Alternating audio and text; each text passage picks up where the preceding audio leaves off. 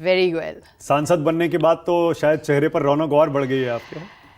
एक नया इलाका है मेरे लिए, नई जिंदगी है सांसद बनके, और संसद में जा कर के किस तरह से संसद के जो नियम होते हैं, किस तरह से संसद में बात करना, लोगों से मिलना, ये मैं सीख रही हूँ। It's a wonderful experience. इस स्टेज में भी बताइए, सीखने का काम चल रहा है। सीखने का काम चल रहा है एट द एज ऑफ 59। सो मैं आपकी जर्नी पे बाद में आऊंगा, जरूर। मैं स्टार्ट यहां से करता हूं। ये जो इलेक्शन के रिजल्ट्स अभी आए, yes, how do you see them? कैसे देखती हैं आप? कैसे रिजल्ट्स हैं? हारे हैं आप? इंडिया अलायंस हारा है, पर कोई भी जीता नहीं है। देखिए मानक, जनादेश साफ है, संदेश साफ है, और ये है कि किसी पार्टी को भी बहुमत नहीं मिला है। राइट? ना तो हमें मिला है, मैं नहीं कह रही हूं कि हमें मिला है, पर उनको भी नहीं मिला है, पर एनडीए को मिला है, उनको नहीं मिला है, नहीं, पर भाजपा को नहीं मिला है, भाजपा को नहीं मिला है। और जब आप चुनाव अपने नाम पर लड़ रहे थे, मोदी की गारंटी पर लड़ रहे थे, आपने नारा दिया कि 400 पार 400 पार सीट आएंगे, मोदी चारों ओर छा गए थे, मोदी के फेस, मोदी के चेहरे, मोदी के पोस्टर्स। ये चुनाव भाजपा ने मोदी के नाम पर लड़ी, भाजपा ने ये चुनाव मोदी के नाम पर ये प्रचार था। तो जब मोदी के नाम पर प्रचार करके चुनाव आप हार जाते हैं, या आप कह रहे हैं कि आपको 400 पार मिलेगा और आप 240 पे आकर रुक जाते हैं, तो मैं समझती हूं कि मोदी के लिए ये एक राजनीतिक हार हुई है, राजनीतिक हार हुई है। देखिए वाराणसी में आप हारते हारते बचे, वहां सिर्फ आप 1 लाख के मार्जिन से आप जीते हैं वाराणसी से।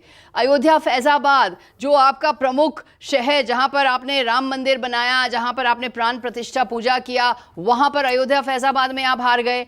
फिर आप बांसवाड़ा में हारे। बांसवाड़ा में आपने क्या किया? वह बांसवाड़ा में जाके आपने भाषण दिया कि मंगलसूत्र छीन लेंगे, आप जब अगर कांग्रेस आएंगे तो मंगलसूत्र छीन लेंगे। तो मैंने एक आर्टिकल लिखा था, tale of 3 seats, Ayodhya, Banswara and Varanasi. अगर आप ये 3 सीट्स को देखें तो मैं समझती हूं कि राजनीतिक, ये एक नरेंद्र मोदी के लिए एक राजनीतिक हार है। इंडिया अलायंस की और भी तो मैं समझती हूं कि मोदी को हट जाना चाहिए था और भाजपा को एक नया नेता चुनने की जरूरत थी। अभी भी आप ये डिमांड अपनी आगे रखती हैं? मैं समझती हूं कि देखिए, किसी और को पीएम बनना चाहिए, पूरी तरह से। हाँ, मैं समझती हूं कि किसी और को पीएम बनना चाहिए, क्योंकि मैं समझती हूं कि ये जो नतीजा आया है, ये मोदी को रिजेक्ट करने का नतीजा है।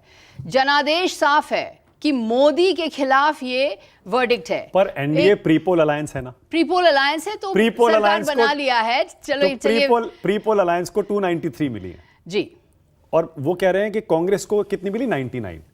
कांग्रेस को 99 से कितने गुना ज्यादा बीजेपी को मिली? 240।